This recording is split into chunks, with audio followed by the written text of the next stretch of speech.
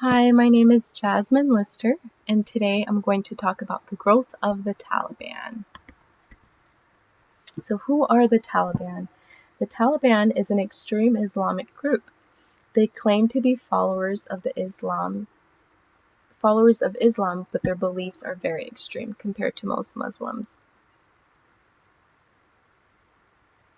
The Taliban has been in power from 1996 up until 2001 in Afghanistan. Eventually, they were overthrown by the US, British, and the Northern Alliance, also known as Afghan fighters. Today, there are about 60,000 Taliban members. As you see here, this map represents where Taliban members currently live. As you see here, the majority of them reside in Afghanistan. But we also have Taliban members living in Pakistan, and that is just because the Afghan and Pakistan border is very porous. So many Taliban members make their way across that border and live in tribal areas in Pakistan. So what is the goal of the Taliban? Ultimately, they want power. They want their leaders back in place in Afghanistan. They believe that this will create an Islamic country in its purest form. The Taliban has many social policies that they want in place, and some of these social policies include women having no rights. They believe that women should not get an education and that they should not be employed. They also believe that if someone breaks laws or any rules, that they should suffer harsh punishments. For example, they believe that if someone committed adultery, they should be stoned. The Taliban also believes that non-believers should be destroyed. So the war between Americans and the Taliban has been the longest war in history. It has lasted 18 years and it is still going on.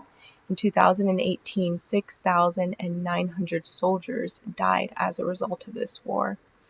America is seeing that they are unable to defeat the Taliban. So in an effort to put this war to an end, they are working towards negotiating with them. In fact, in 2018, the US met with the Taliban, and they are beginning to create some sort of negotiation with them to put this to an end. In fact, in 2019, in September, President Trump had a peace meeting with the Taliban, and he actually put that meeting off after he found out that the Taliban killed a US soldier.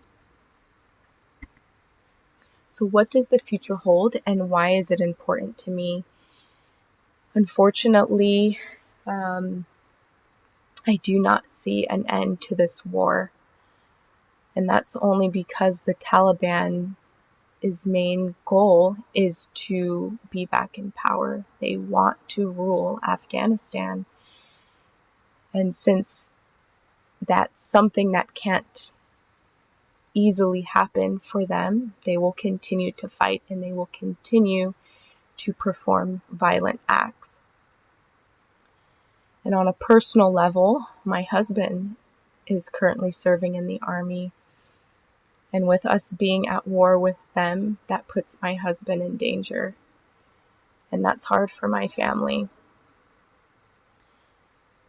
And our country would be at risk if we continue to be at war. With war comes more debt and more deaths, unfortunately. And with that comes more families losing loved ones, and that's hard. I am so grateful for the opportunity that I had to learn more about this topic. It really opened my eyes, and I hope that you guys were able to learn something from this as well.